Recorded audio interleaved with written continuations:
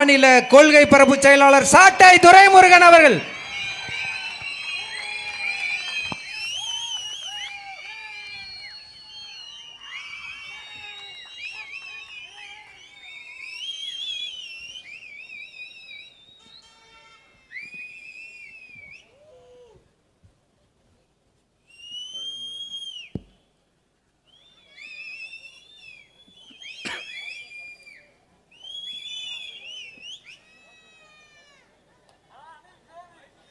ஏன் வேண்டும் நாம் தமிழர் ஆட்சி என்கிற முழக்கத்தை முன்வைத்து கரூர் மண்ணில் நடந்து கொண்டிருக்கிற இந்த கூட்டத்தை ஒருங்கிணைத்து நடத்துகிற நாம் தமிழர் கட்சியின் உறவுகளுக்கும் சேரன் செங்குட்டுவனின் தலைநகராக விளங்கிய கருவூர் என்று அழைக்கப்படுகிற 2000 ஆண்டுகளுக்கு பழமையான இந்த கரூர் மண்ணில் மானத்தோடும் அறிவோடும் வீரத்தோடும் வாழ்ந்து வருகிற எம் தமிழ்ச்சாதியின் சொந்தங்களுக்கும் பிரபாகரனின் பிள்ளை சீமானின் தம்பியின் புரட்சிகரமான மாலை வணக்கம். ஏதோ குற்றவாளி கூண்டுக்குள்ள நின்று பேசுற மாதிரி ஒரு போடியத்தை கொடுத்துருக்காங்க. குற்றவாளியை பற்றி பேசுவாங்கன்னு நினைச்சதுனால அதை கொடுத்துட்டாங்க போல இருக்கு.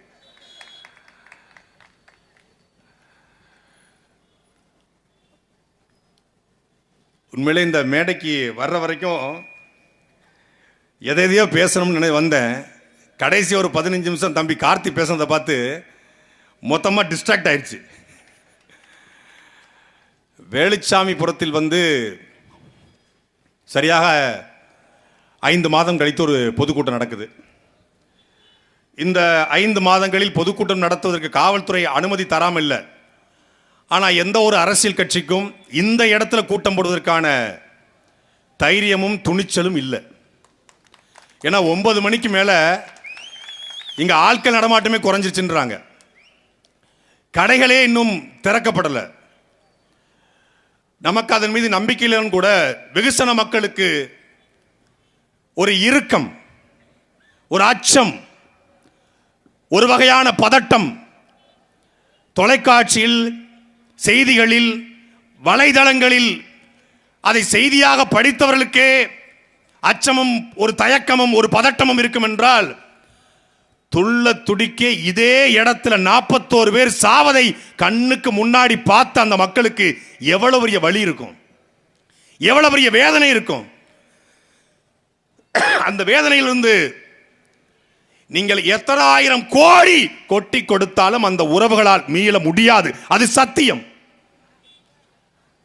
குழந்தைகளை பறிகொடுத்த தாய், கணவனை பறிகொடுத்த மனைவி, மனைவியும் மகளையும் பறிகொடுத்த கணவன் நிம்மதியா 20 லட்சம் 40 லட்சத்தை வச்சு உறங்கிடுவானா? வெளியே சொல்லலாம், ஊடகத்தில் பேசலாம், யாரையும் விட்டு கொடுக்காமல் இருக்கலாம். ஆனால் உள்ளுக்குள்ளே இது யாரால் நிகழ்ந்தது, எதனால் நிகழ்ந்தது, எப்படி நிகழ்ந்தது எல்லாருக்கும் தெரியும். ஆனா கண்ணுக்கு முன்னாடி 21ஆம் நூற்றாண்டுடைய உச்சத்தில் தொழில்நுட்பம் வளர்க்கிற இந்த நூற்றாண்டுல கண்ணுக்கு முன்னாடி இதே இடத்துல கிட்டத்தட்ட 500 ட்ரோன் கேமரா, குறைந்தபட்சம் ஒரு 1000 டிவி சேனல், யூடியூப் சேனல் எல்லாம் கேமரா வச்சு பதிவு செய்கிறது. அப்படி இருந்து அசால்ட்டா சொல்றான், இது காவல்துறையின் தவறு, இது அரசின் தவறு, இது செந்தில் பாலாஜியின் தவறு, இது அந்த அமைச்சரின் தவறு, இது திமுகவின் தவறு. குண்டர்கள் உள்ளே புந்துட்டாங்க, ஆசிட்ட வீசினாங்க, கத்திய வச்சு குத்துனாங்க, குழி இருந்துச்சு, கான்ஸ்பிரசி தியரி பேசினான். நான் ஒரே ஒரு கேள்வி கேட்கிறேன், தாவேக்காங்கிற கட்சியில நல்ல ஆத்தாளுக்கும் அப்பனுக்கும் பிறந்த எவனாவது ஒருத்தன் தான் சொல்லு சொல்லு. சரியாக 12 மணிக்கு வருவதாக சொல்லிவிட்டு 7 மணிக்கு 7 மணி நேரம் தாமதமாக விஜய் வராமல் இருந்திருந்தால் இந்த மரணம் நிகழ்ந்திருக்குமாடா? ஏன்னா உங்களுக்கு மனசாட்சின்னு ஒண்ணு இல்ல.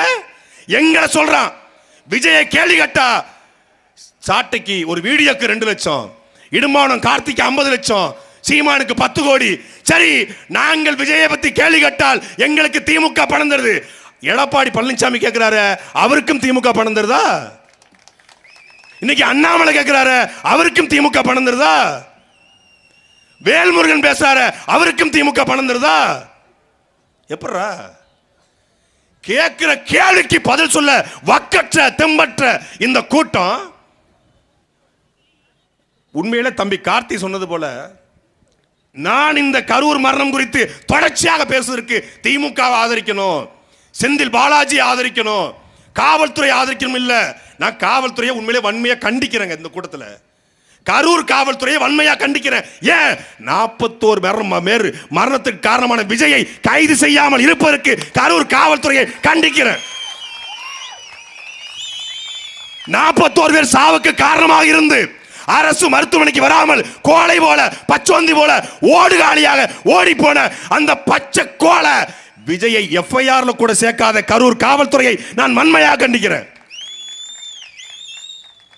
ஒரு மீம் போட்டதற்காக பறந்து போய் தர்மபுரியில காளியங்கிற தம்பியை கைது பண்ண காவல்துறை, காவிரி போராட்டத்திலே பங்கேற்றதற்காக எங்கள் தம்பி இடமானம் கார்த்திக் மீது குண்டர் சட்டம் போட்ட காவல்துறை, ஃபாக்ஸ்கான் பெண் ஊழியருக்காக பேசியதற்காக என் மீது குண்டர் சட்டம் போட்ட இந்த காவல்துறை, இதே கரூர்ல செந்தில் பாலாஜி அவர்கள் குறித்து பேசியதற்காக என் மீது கரூர் சைபர் கிரைம்ல வழக்கு போட்ட இந்த காவல்துறை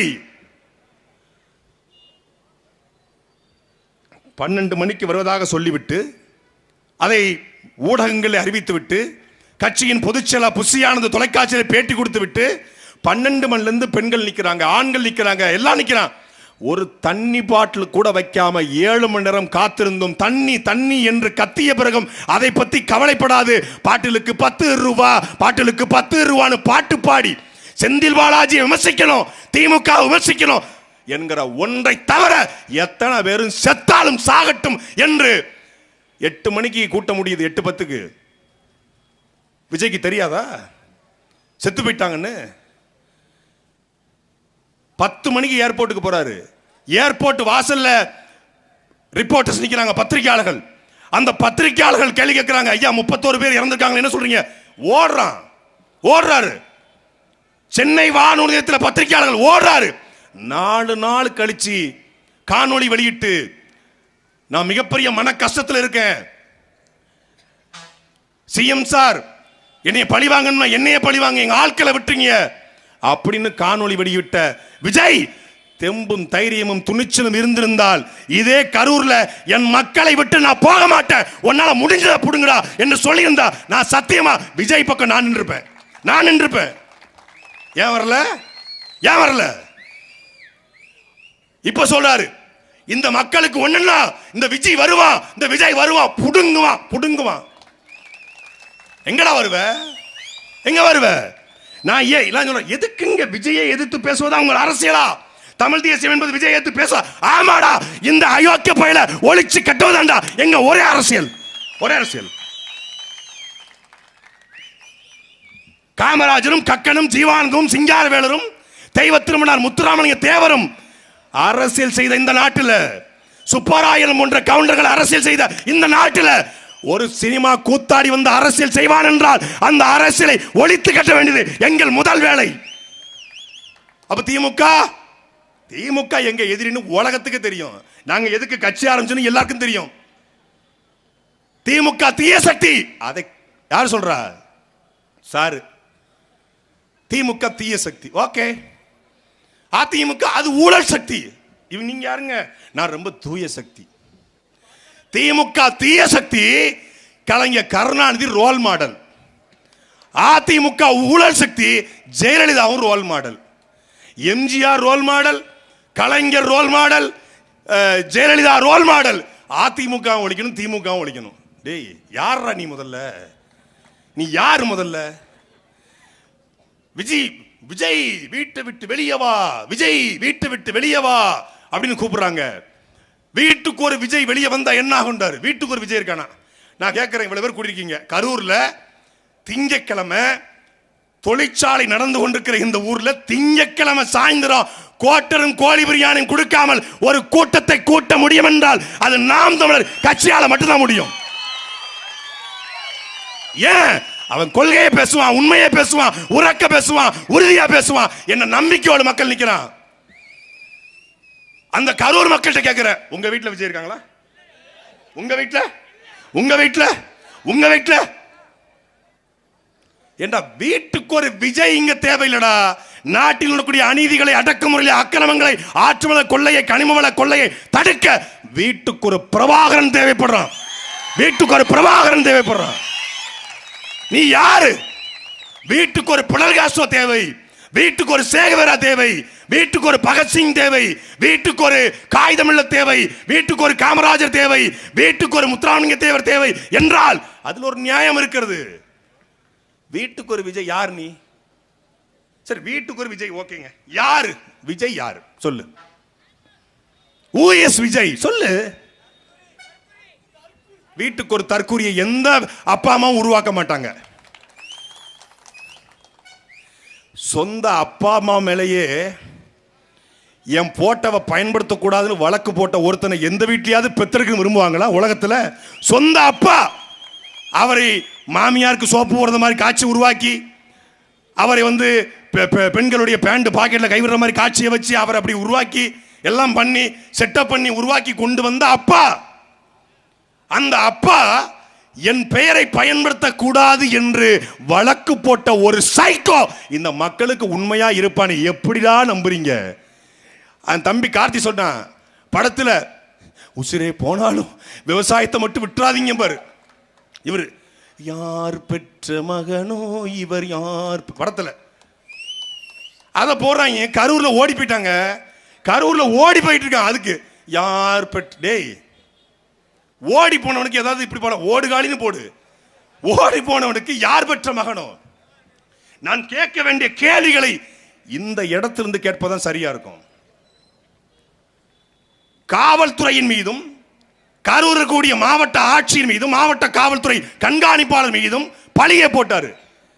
அப்புறம் என்ன மைத்துக்காக கூட்டம் நடந்த இந்த இடத்துல கரூர் காவல்துறைக்கு நன்றி சொன்ன. ஏன் நன்றி சொன்ன? நன்றி சொன்ன காவல்துறையை நீ எதற்காக மறுநாள் காணொளி வெளியிட்டு காவல்துறையின் தவறுன்னு சொல்லி சொன்ன? காவல்துறை மட்டும் இல்லாமல் இருந்திருந்தால் அந்த மரணம் 150 பேர் மரணமாக சத்தியமா மாறி இருக்கும். எங்களுக்கு காவல்துறை மீது விமர்சனம் உண்டு. காவல்துறையில் இருக்கிறவன் யாரும் இல்லை. ஸ்காட்லாந்து கடனா, ஆப்பிரிக்கா, அமெரிக்காவா? ஒன்று பரமத்தி வேலூர், இல்லை ஈரோடு, இல்லை இங்கே குளித்தலை, இல்லை திருநெல்வேலிக்காரன், திருச்சிக்காரன்.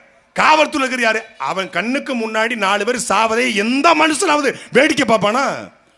எனக்கு தெரிந்த ஒரு காவலர் அந்த அரசு மருத்துவமனைக்கும் ஆம்புலன்ஸுக்கும் ஒத்த மனுஷனா கிட்டத்தட்ட 18 பேரை உடம்புல தூக்கி போட்டு போய் காப்பாத்துறான்டா. அந்த காவலருக்கு என்னுடைய ராயல் சல்யூட்ரா. அப்படியும் காவலர் இருக்காங்க. கரூர் காவல்துறை அன்னைக்கு சரியாக செயல்படாம மொத்தமா கை கட்டி நின்னுச்சு வச்சுக்கோங்க, 150 பேர் செத்துருப்பான். அந்த செயற்கை சுவாசம் கொடுத்து இருதயத்தை அமுக்கி எல்லாம் செயலிழந்து போன இருதயத்தை செயல்படுத்தியது முழுக்க காவல்துறை.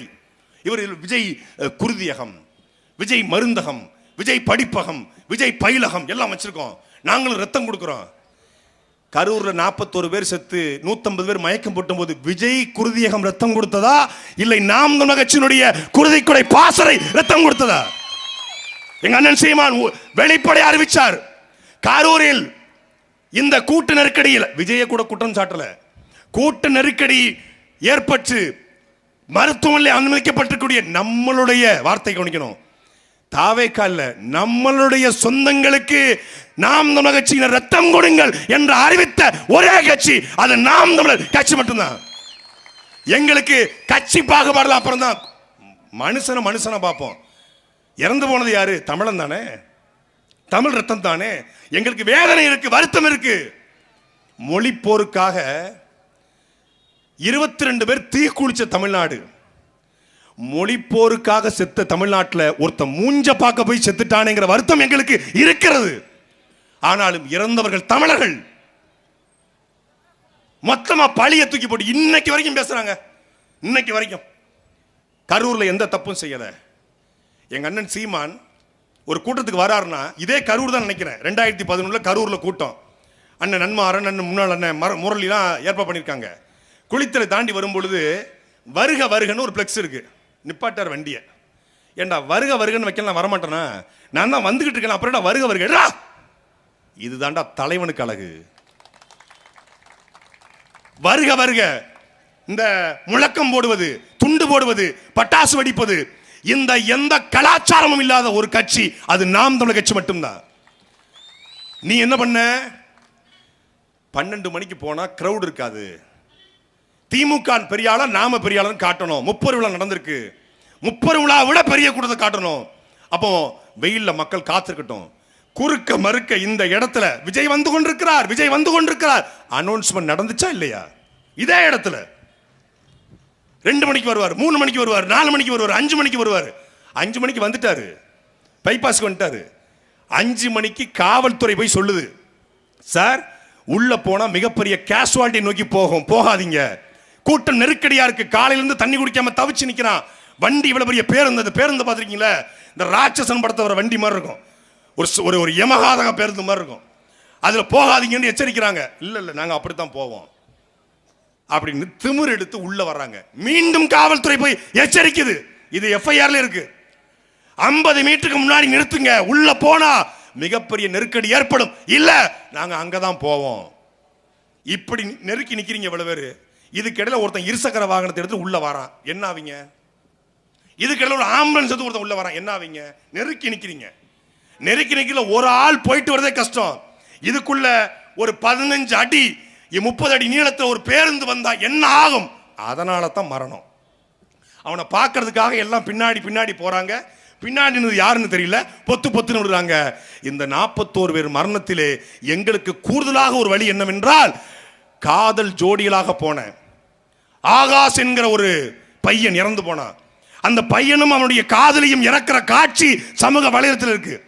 என்கேஜ்மெண்ட், திருமண நிச்சயதார்த்தம் முடிந்து சரியா 1 மாசம் காதல் திருமணம், பெற்றோர்கள் சம்மதத்தோடு நடக்க போகுது. 1 மாசம் திருமணம். அந்த பிள்ளை பக்கத்தில் ஒரு பொண்ணு கீழே விழுது, அந்த பொண்ணும் கீழே விழுது, அந்த பையனும் கீழே விடுறான் பொண்ணை காப்பாத்த. அந்த பையன் ஆகாசு நாம் தமிழர் கட்சியை சார்ந்தவன். அந்த பிள்ளை விஜயனுடைய ரசிகை இல்லையான ஆகாசு நாம் தமிழர் கட்சிக்கு வேலை பார்த்தவன், எங்களுடைய உறுப்பினர். அவன் இறந்து போயிட்டான். வாழு மட்டும் சாகலடா, யாரும் சேர்ந்தாண்டா செத்துருக்கிறான். உன்னை பார்க்க வந்து 8 குழந்தைகள், 13 பெண்கள். எப்படா மலேசியால போய் உனக்கு ஆட்டம் போடுவதற்கு மனசு வருகிறது என்கிற தம்பி இடுமானம் கார்த்தியுடைய கேள்வி அறச்சீற்றம் உள்ள கேள்வி. கட்சியினுடைய 2ஆம் ஆண்டு நிறைவு விழாவிலே போய் நடனமாடுறாரு. எப்படி மனசு வருது? அந்த குடும்பத்தை சார்ந்த யாராவது ஒருத்தர் ஆடுவாங்களா? அந்த குடும்பத்தை சார்ந்த யாராவது ஒருத்தர் வந்து தளபதி பாட்டுக்கு ஆடுவாங்களா? அவங்களுக்கு மனசு வருமா? 16 நாள் காரியம் முடிக்கணும், அந்த காரியம் முடிக்க வைக்க நாங்கள் எதுவும் பேச மாட்டோம்னா, இப்போ 1 வருஷம் திதி கொடுக்கணுமே, அதுக்கு முன்னாடி எப்படி பேசுனேன், எப்படி ஆடுனேன்?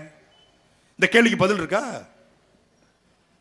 இன்னும் இவனை நம்பி ஒரு கூட்டம் போகுது, எந்த கொள்கையும் இல்லை. என் கொள்கையை கேட்டா என்ன சொல்றான்? கன்ஃபார்ம் ப்ரோ, நீங்க டீம் கேட்ட காசு வாங்கிட்டீங்கன்றான்.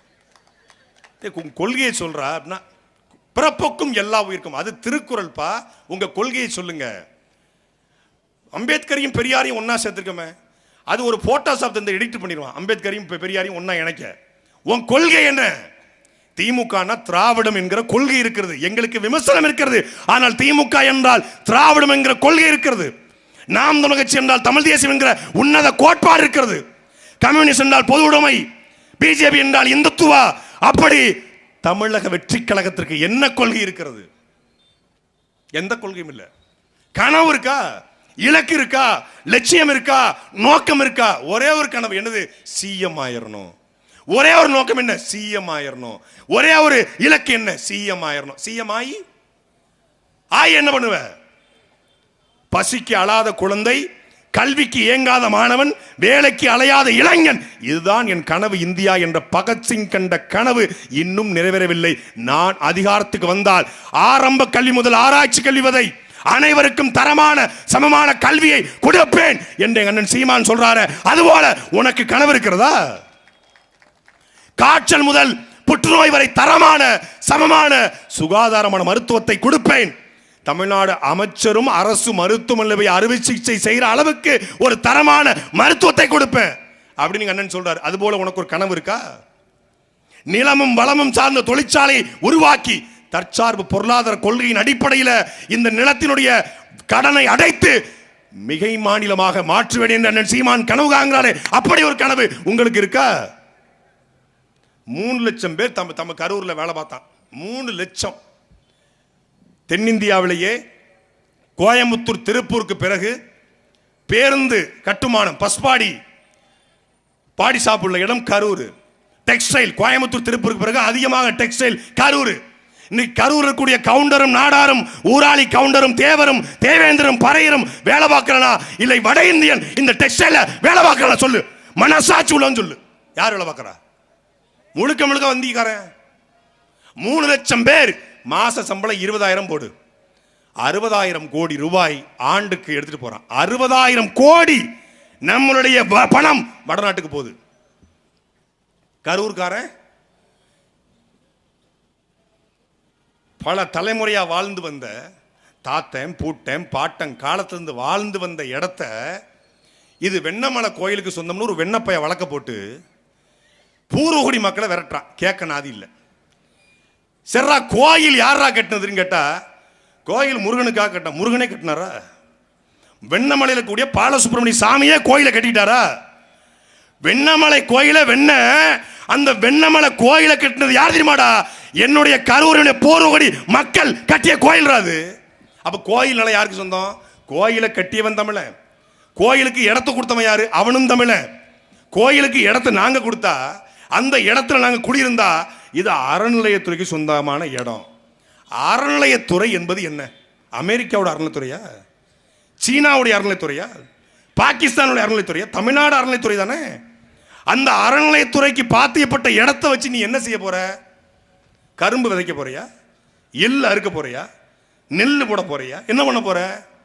1000 ஏக்கருங்க பாலசுப்ரமணிய சாமிக்கு இருக்கு. அவர் என்ன பண்ண போறாரு? 1000 ஏக்கர்ல வள்ளியும் தெய்வானையும் கூட்டிட்டு சுற்றுலா போறாரா?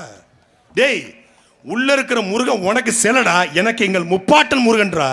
எங்களுக்கு 1000 ஏக்கர் பண்ணையாரா முருகன்? முருகன் மக்களுக்கானவன், மக்களுக்காக போராடிய தலைவனவன். அவன் நிலத்துல போய் மக்கள் குடியேறதுக்கு யாரா வழக்கு போட்டிருக்க பார்த்தா திருத்தொண்டர் சபை ராதாகிருஷ்ணன் ஒரு பையன். அவன் வேலையே இதுதாங்க. அவன் வேலை என்ன? எங்கேயாவது போறது. 4 பேர் சந்தோஷமா ஒரு குடியிருப்பு இருந்தா பிடிக்காது அவனுக்கு. ஒரு வழக்கை போட்டு அவர் கோயில் நிலத்தெல்லாம் மீட்டு கொண்டு, சரி கோயில் நிலத்தை மீட்டாச்சுங்க, யார்கிட்ட கொடுக்க போற? கோயில் நிலத்தை மீட்டுட்ட, யார்கிட்ட கொடுக்க போற? சாமிட்டியா? சாமி டாக்குமெண்ட்லாம் வச்சுக்கிட்டு என்ன பண்ணும்? சரியா இருக்குப்பா, 17 ஏக்கர் 7 சென்ட் சரியா இருக்கு. வெண்ணமலை தாந்தோன்றி மலையில் 32 ஏக்கர் எங்க அப்பா சிவன் பேர்ல எங்க அம்மா பார்வதி பேர்ல பட்டா போட்டு எழுதி கொடுத்தது. சிவனும் பார்வதியும் பட்டா போட்டு எழுதி கொடுத்தது, அது சரியா இருக்கு. அப்புறம் கரூர் பசுபதீஸ்வரர் கோயில், அதில் ஒரு 22 ஏக்கர் தென்னந்தோப்பு, அதில் தேங்காய் வெட்டி அங்கே அந்த குரூப் கருப்புசாமி கவுண்டர் கொடுத்துரு. அப்புறம் என்னப்பா? அப்புறம் இங்கே பரூர் பஸ் ஸ்டாண்டு பக்கத்தில் ஒரு பஸ் ஸ்டாப்பு, அதில் சைக்கிள் ஸ்டாண்டுக்கு வாடகை விட்டு முருகன் சொல்ல போறாரா? இந்த மாதிரி ஒரு பைத்தியக்கார கூட்டம் உலகத்தில் எங்கேயுமா இருக்குமாங்க? 1948 ஜமீன்தாரி முறை ஒழிக்கப்பட்டுச்சு. ஜமீன்தார்கள் ஆக்கிரமிச்சு வச்சிருந்த நிலம், ஜமீன்தார் வெண்ணை யாட்டிருந்து ஆக்கிரமிச்சான்? மக்கள்கிட்ட இருந்து உழைக்கிற மக்கள்கிட்ட இருந்தா ஜமீன்தார் ஆக்கிரமிச்சான். ஜமீன்தாரி முறை ஒழிக்கப்பட்டு 1951 இனாம் சட்டம் ஒழிக்கப்பட்ட பிறகு எப்படி நிலம் கோயிலுக்கு சொந்தமாச்சு? இந்த கேள்வி இந்த நிலத்துல எழுப்புற ஒரே கட்சி அது நாம் தமிழர் கட்சி மட்டும்தான். கரூர் பசுபதீஸ்வரர் கோயில் நிலமோ, தாந்தோன்றி மலை நிலமோ, வெண்ணெய்மலை நிலமோ கவலையே படாதீங்க. உங்க நிலத்தை எந்த நாயாலும் அபகரிக்க முடியாது. அது நம்ம சொத்து, நம்ம பாட்டன் சொத்து. நாங்க நிப்போம் உங்க கூட. கரூர் முழுக்க கல்குவாரி. 350 வருஷம் ஆண்டாங்க வெள்ளக்காரன். முத்துக்களை திருடனா, பவளத்தை திருடனா, நம்முடைய சிற்பங்களை திருடனா, சிலைகளை திருடனா, மலைகளை திருடல. 350 வருஷம் ஆண்ட வெள்ளக்காரன் கொள்ளடிக்காத நம்முடைய மலைகளை இந்த திராவிட கொள்ளைக்காரன் அறுத்து அறுத்து கேரளாவுக்கு வித்துக்கிட்டு இருக்கான். சரி, சொந்த மண்ணுக்கு கல்குவாரி தேவைதான், நாங்க கல்குவாரி வேணான்னு சொல்ல முடியாது. குழிப்பாறைகள்ல, தரை நிலங்கள்ல கல்குவாரி தேவை. வீடு கட்டுவது கல் தேவை, மணல் தேவை. அது தமிழ்நாட்டு தேவைக்கு பயன்படுத்தப்படுதா? தமிழ்நாட்டு தேவைக்கு பயன்படுத்தப்படுதா? இங்கிருந்து லாரி லாரியாக கேரளாவுக்கு போகுது. இவன் கேரளாவுக்கு லாரியில கல் அனுப்புறான், அவன் குப்பை அனுப்புறான். நாங்க சும்மா இருப்போமா? அவன் கல்லை கொண்டு போய் கொட்ட அவன் தெருநாயை கொண்டு விட்டுக்கிட்டு இருக்கான். அவனுக்கு தெரிஞ்சிருச்சு, தெருநாயை பூரா கொண்டு இறக்கி விட்டு போயிடுவான். ஏன்னா இந்த நாடை யார் ஆண்டுகிட்டு இருக்கான்னு அவனுக்கு தெரியுது. அதனால திருநாயை பூரா இறக்கி விட்டு போயிடும் நான் முடிவு பண்ணி மொத்த திருநாயம் கொண்டு போய் குன்னூர், கோத்தகிரி, கூடலூர் பூரா இறக்கி விட்டான். தமிழ்நாட்டில் இவ்வளவு திருநாய்ப்பு இருக்குது காரணம் கேரள அரசு. கேரளாவிலையும் மழை இருக்கு, தமிழ்நாட்டிலையும் மழை இருக்கு, அங்க வெட்ட முடியாது. ஏன்? அங்க அந்த மண்ணின் மகனே அந்த நிலத்தை ஆண்டு கொண்டிருக்கிறான், இங்க இல்ல. அதான் பிரச்சனை. இதுல பெரிய கொடுமை என்னன்னா, இந்த கல்குவாரி சிக்கலை பத்தி முழுசா ஆராய்ஞ்சு உள்ள போனா, கல்குவாரிகளை முறையாக நடத்த, சரியாக நடத்த கல்குவாரி முதலாளிகள் தயாரா இருந்தாலும் லீகலா இந்த கல்குவாரியை நடத்துறாங்க தயாருங்கன்னு ஒரு கல்குவாரி முதலாளி சொல்றான்னு வச்சுக்கோங்க, நீ இல்லீகல் நடத்து, இல்லீகல் நடத்தி எனக்கு ஏக்கருக்கு 5 லட்சம் கொடு. கேட்கறது யார் தெரியுமில்ல? தமிழ்நாட்டினுடைய கனிமவளத்துறை அமைச்சர் ரகுபதி, அவருடைய பிஎஸ் செய்யுது. நான் ஆதாரத்தோட சொல்றேன், அவர் பிஎஸ் செய்யுது, ரகுபதி அமைச்சருடைய பிஎஸ் செய்யுது. ஒவ்வொரு கல்குவாரி முதலாளிக்கும் வாட்ஸ்அப்லாம் கிடையாது, டைரக்ட் கால், ரெக்கார்டு இருக்கேன்ட்ட, ரெக்கார்டு வச்சிருக்கேன். சும்மா நான் ஒன்றும் இந்த விசில் அடிச்சா குஞ்சு கிடையாது, சீமான் தம்பி ஆதாரத்தோட பேசுவேன். போனை போட்டு ஒவ்வொரு முதலாளிக்கும் ஏக்கருக்கு 5 லட்சம். ஒரு கல்குவாரி 10 to 20 ஏக்கர் இல்லாம செய்ய முடியாது. அப்ப ஏக்கருக்கு ஒரு கல்குவாரிக்கு 50 லட்சம். 50 லட்சம் எதுக்குள்ள? இந்த பிப்ரவரி மாதத்துல கொடுக்கணும். எதுக்கு? தேர்தல் நிதி.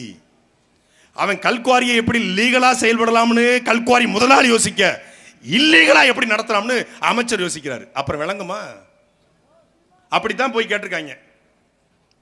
ஒவ்வொரு கல்குவாரிலையும் 1 கோடி கொடு, 50 கோடி கொடு அப்படின்னு நீ வசூல போடுறது. இது சத்தியமா நடக்குது, தமிழ்நாடு முழுக்க நடந்து கொண்டிருக்கு. அப்படித்தான் இந்த கிராவல் மண்ணு, அப்புறம் எம் சாண்டு, அப்புறம்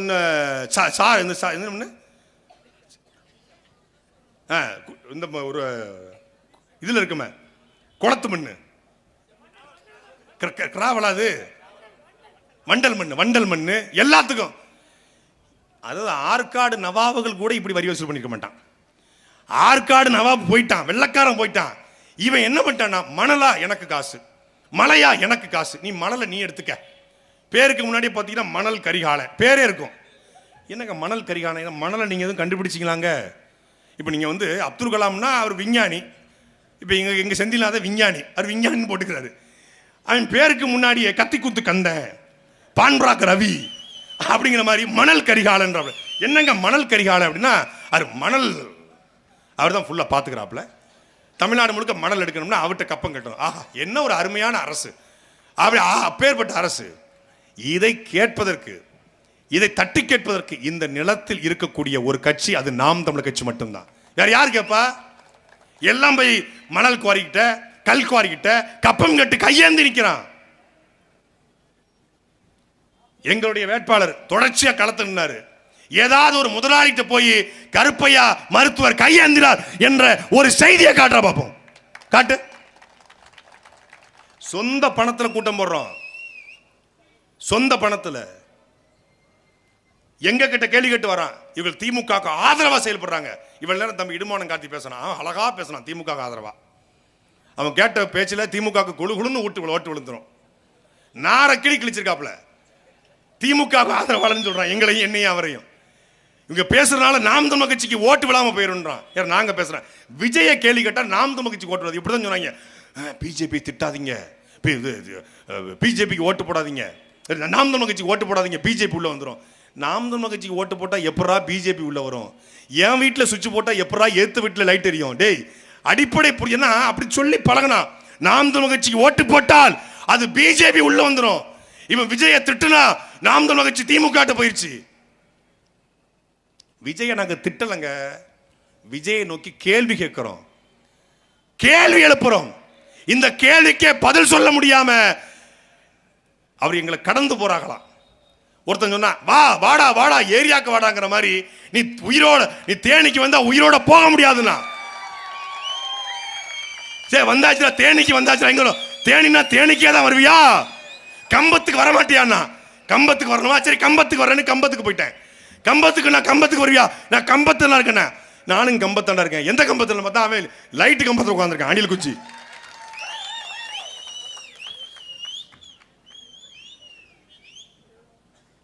அவன் நினைச்சிட்டான் ஏதோ வாய்ச்ச விடாளுக்கு யூடியூப்ல 10 ரூம்ல உட்காந்து மைக் வச்சு பேச நினைச்சான். டேய், இந்த நிலத்தில் நீ தலைவனா ஏத்திருக்கிறவன் ஓடுகாலி விஜய், நாங்கள் தலைவராக ஏற்றிருப்பது 24 நாடுகளை ஓடவிட்ட எங்கள் தலைவன்.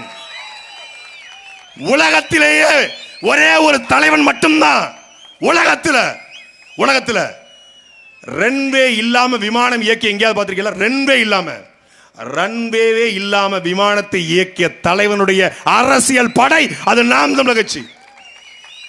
தரைப்படை, கடற்படை, கடல் கரும் புலிப்படை என்று 14 படைகள் கட்டி 24 நாடுகளை எடுத்து சண்டையிட்ட தலைவனை அங்குலம் அங்குலமாக படித்து வளர்ந்த பிள்ளைகள் நாம் தமிழர் கட்சியின் பிள்ளைகள்.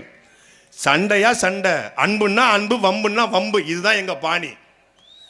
நீ அடிக்கணும் நடக்கிறதுக்கு முன்னாடியே உன் செவில் அடி விடும். அதுக்கு கள்ளக்குறிச்சியே சான்று. சும்மா அப்படியே ஆளு மொழு சேவ் பண்ணிக்கிட்டு கட்டமிசை வச்சுக்கிட்டு சிகப்பா இருக்கான், பாப்பாரை விட்டு பிள்ளை நினைச்சாத. டேய் திருநெல்வேலிக்காரன், செருப்ப கழட்டி அடிச்சு விடுவேன்.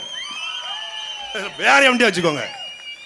சாட்டை துறைமுருகன் அங்க வந்த பிரச்சனையாயிரும். அங்க வந்த தம்பி கல்யாணம் முடிச்சிட்டு பிள்ளைகள் இருக்கு, அது ஒண்ணுதான் யோசிக்க வேண்டியிருக்கு. இல்லைன்னா வச்சுக்கோ, என்ன பேசுவனே தெரியாது எனக்கு. அவ்வளவு ஆத்திரமும் அவ்வளவு வெறியும் இருக்கு. ஏன்? விஜய் மீது தனிப்பட்ட வன்மமா? நாங்க பேசணும். யாராவது விஜயின் குடும்பத்தை, விஜயின் பிள்ளைகளை, விஜயின் தனிப்பட்ட வாழ்க்கை பேசவும் மாட்டோம். யாரும் பேசவும் அனுமதிக்கவும் மாட்டோம். ஆனால் கொள்கை ரீதியாக நாங்கள் கேள்வி கேட்போம். பெரியாரை கொள்கை தலைவர் என்று சொல்கிறாயே, அப்புறம் ஏன் கபின் ஆணவ படுகொலைக்கு கருத்து சொல்லவில்லை என்ற கேள்வியை எழுப்புகிறோம். மத சார்பற்ற சமூக நீதி என்று பேசுறீங்களே, திருப்பரங்குன்றத்துக்கு ஏன் கருத்து சொல்லவில்லை என்ற கேள்வியை எழுப்புகிறோம். பதில் இருக்கா? நாம கேள்வி கேட்டா டிவிக்கே தளபதி டிவிக்கே என்பது பதில் இல்லை. டிவிக்கேன்னா ஓரமா கரூர் வேலுச்சாமி படத்துல போய் வித்துக்கோ. அது இல்ல. கேட்கிற கேள்விக்கு பதில் சொல்லு.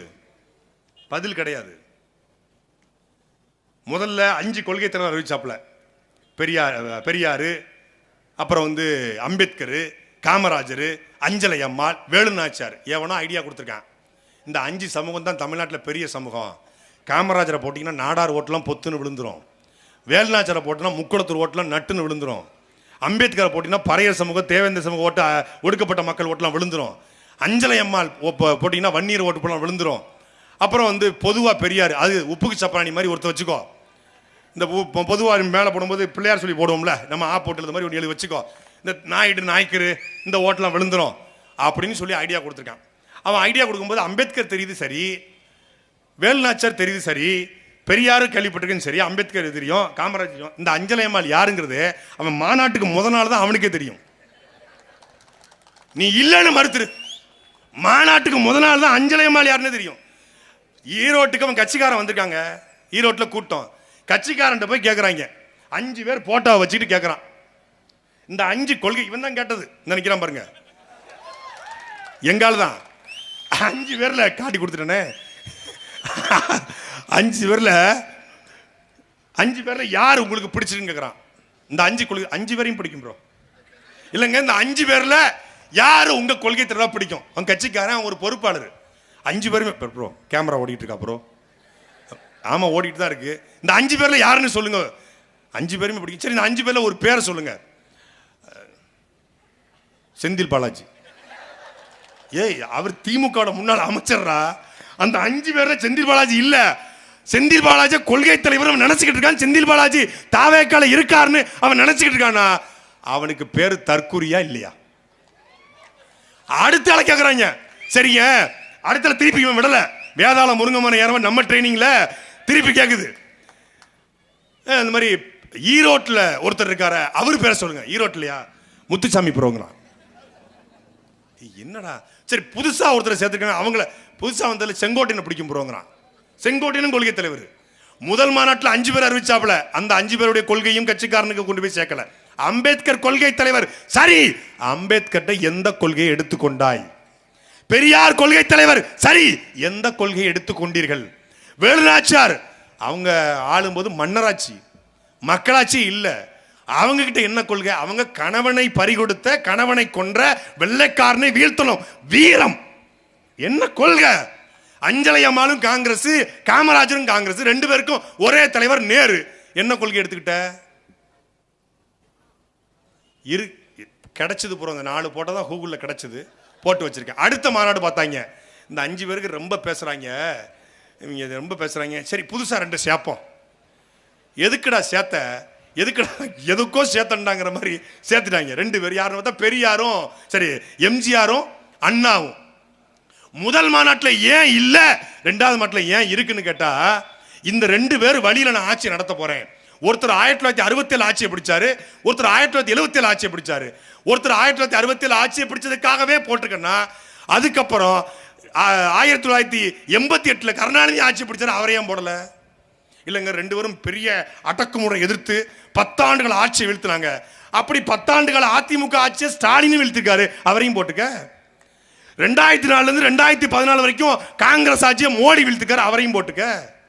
எதுக்கு போட்டிருக்கான்னு தெரியுது. இந்த கேள்வியை கேட்டா, நீ திமுகவுடைய ஏஜென்ட், நீ பிஜேபி பி டீம், நீ உனக்கு பெட்டி வந்துருச்சு, உனக்கு காசு வந்துருச்சு, மாநாட்டுக்கு பிச்சை எடுத்துட்டு வந்த பாருங்க. இந்த மாற்றத்தை விரும்ப மாநாடுன்னு ஒரு மாநாடை போட்டு 10 நாளாச்சு தூங்கி, கொஞ்சம் பவுடரை போட்டதுனால தெரியல, தூக்கம் அவ்வளவு தூக்கம் இல்லாம தெரிஞ்சுக்கிட்டு இருக்கோம், பிச்சை எடுத்துக்கிட்டு இருக்கோம். கோடி கோடியாக பணம் வந்தால் நாங்கள் எதற்காகடா கையேந்தி நிற்கிறோம்? கத்தி கத்தி செத்தாலும் சாவனை ஒழிய திராவிட கட்சியோட தேசிய கட்சியோட கூட்டணி வைக்க மாட்டேன், எவனோடும் என் தம்பிகளை என் தங்கைகளை அடமானம் வைக்க மாட்டேன் என்று சீமா நிற்கிறார். அவர் நினைச்சிருந்தா இன்னைக்கு 300 கோடி 500 கோடி 1000 கோடி, ஒரு சீட் ஒரு விழுக்காடு வாக்கு இல்லாத கட்சி இன்னைக்கு 500 கோடி பேரம் பேசுது. ஒரு விழுக்காடுங்க, 1% 500 கோடி கேட்கறான். இவங்களும் கொடுக்க தயாரா இருக்காங்க. விருப்ப மனு வாங்கன்னு கூப்பிட்டா ₹1 வரமாட்டான் கட்சி அலுவலகத்துக்கு. அந்த கட்சி 10 சீட்டு கேக்குது, கொடுக்கறான். சாதி கட்சி 50 கோடி 100 கோடி வாங்குது. 8.22 விழுக்காடு 36 லட்சம் வாக்கு. அது மோடியா ராகுல் காந்தியா என்கிற அந்த தேர்தலிலே திமுக பல கூட்டணி, அதிமுக பல கூட்டணி, பாஜக கூட்டணி என்ற நிலையிலேயே ஓட்டுக்கு பணத்தை வாங்கினாலும் எங்களுடைய நாம் தமிழர் கட்சிக்குத்தான் வாக்கு செலுத்த வேண்டும். 36 லட்சம் பேர் வாக்கு செலுத்தினா 2024 நாடாளுமன்ற தேர்தல். அது நாட்டினுடைய பிரதமரை தேர்ந்தெடுக்கிற தேர்தல். சட்டமன்ற தேர்தலுடைய நிலைய வேற. சீமானந்தம் பேரம் பேசணும் நினைச்சிருந்தா எந்த கட்சியோடும் பேரம் பேசலாம். நாங்கள் சொகுசாக வாழலாம், நாங்களும் ரேஞ்ச் ரோவர்ல போலாம், லம்போகினில போலாம்.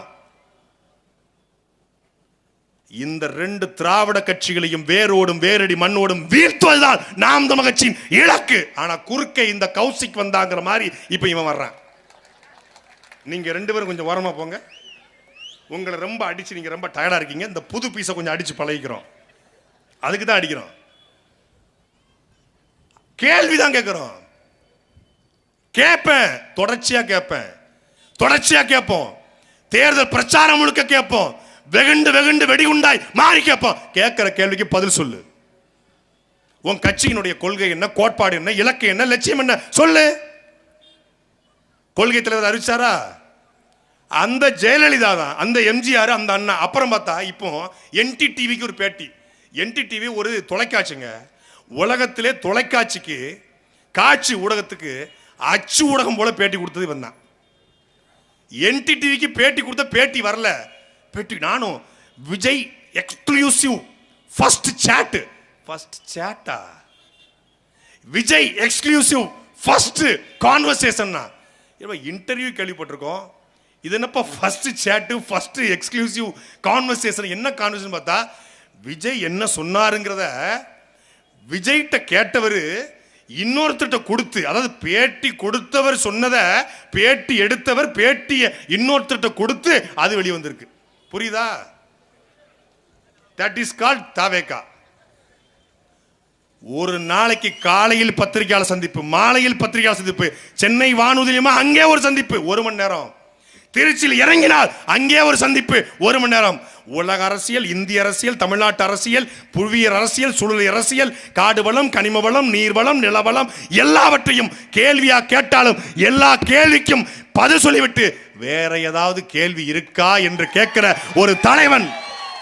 தம்பி வேற ஏதாவது கேள்வி இருக்கா, வரட்டுமா அப்படின்னு சொல்ற ஒரே தலைவன் எங்களுடைய அண்ணன் செந்தமிழன் சீமான் மட்டும்தான்டா. நீ அமெரிக்கா எடுத்துக்க, அங்க மோடி நிற்பாரு, அங்க ட்ரம்ப் நிற்பாரு, இந்த பக்கம் இன்னொரு பிரதமர் அதிபர் வேட்பாளர் நிற்பாரு. 2 பேரையும் நிப்பாட்டி பேசுவாங்க. ஒருத்தர் A ஒருத்தர் B. ரெண்டு பேர்ல யார் சரியா பேசுறாங்களோ, யார் அமெரிக்காவுக்கான பிரச்சனையை தீர்ப்புன்னு சொல்றாங்களோ அவங்களுக்கு ஓட்டு. அப்படி ஸ்டாலின், சித்தப்பு எடப்பாடி, நம்ம பக்கா மாசு, எங்க அண்ணன், 4 பேரையும் பேச விடு. எங்க அண்ணனை கூட நீ முதல்ல கூட பேச விடு, அதுக்கப்புறம் 3 பேரையும் பேச விடு, இல்ல 3 பேர் பேசின பிறகு அண்ணனை பேச விடு, இல்ல நடுவில் பேச விடு, எப்படி வேணாலும் பேச விடு. எங்க அண்ணன் பேச்ச மீறி இந்த 3 பேரும் பேசிட்டா நாங்கள் நாம் தமிழர் கட்சியில் இருப்பதிலிருந்து விலகிறோம்டா. பேசுவாங்களா? என்ன பேசுவாங்க? ஒரு பேப்பர் கொடுங்க.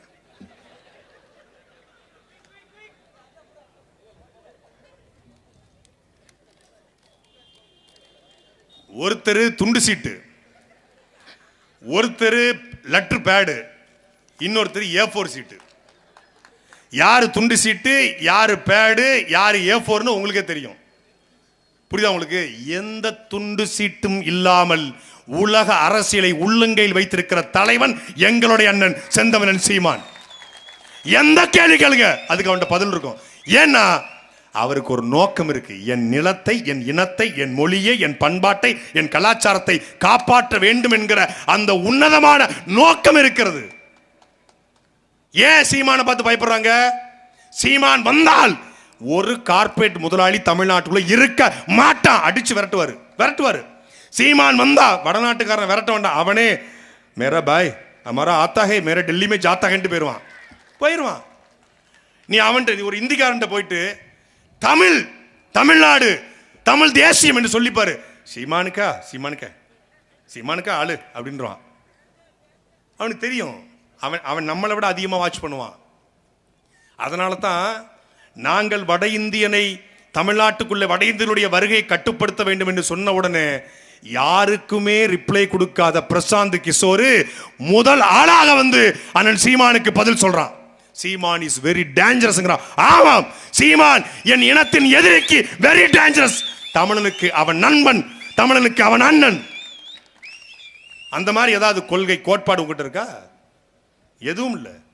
எதுவுமே இல்லாமல் துள்ள துடிக்க 41 பேரை கொண்டுட்டு எந்த குற்ற உணர்ச்சியும் இல்லாம என் கூட்டத்துக்கு இனிமேல் நான் தாமதமா வரமாட்டேன், என் தாமதத்தால் இது நிகழ்ந்து விட்டது, என் கூட்டத்துக்கு வரக்கூடிய மக்கள் கண்ணியமாக நடந்து கொள்ள வேண்டும், என் கூட்டத்துக்கு வரக்கூடிய தம்பிமார்கள் மரத்தில் ஏறக்கூடாது, டிரான்ஸ்பார்மர்ல ஏறக்கூடாது, போஸ்ட் கம்பத்தில் ஏறக்கூடாது என்று ஒரு நாள் கூட சொல்லாத நீ எப்படிடா மக்களுக்கான தலைவனாக இருக்க முடியும்?